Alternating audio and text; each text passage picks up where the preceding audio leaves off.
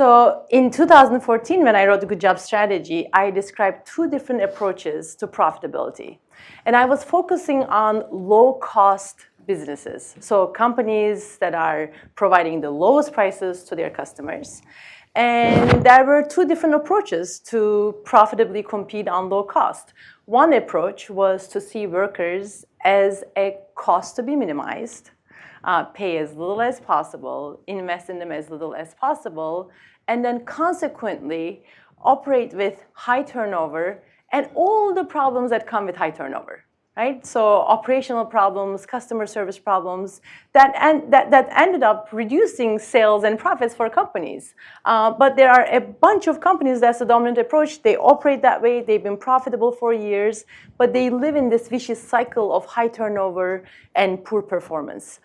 So that was the dominant approach. But then I saw another approach that fewer companies took, and that was to see their employees as human beings, real human beings who can drive profits, who can drive customer satisfaction, who can drive growth, and investing heavily in their employees, paying them a lot more than market wages, investing in more predictable, sustainable schedules and health benefits, etc.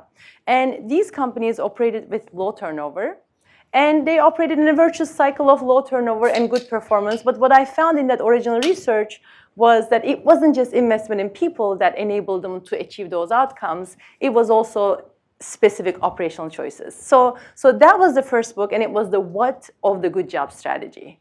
What are the principles? What are some of the operational practices that you need to use? After the book was published, I started getting requests from leaders of companies, from the largest employer in the United States to dog walking businesses, smaller companies. And many leaders came and said, we are in that vicious cycle. And we feel trapped in that vicious cycle. And they wanted to get out of that trap, and they didn't know how. And at the time, I didn't know how to help them either. Luckily, Sarah Kalak was my student.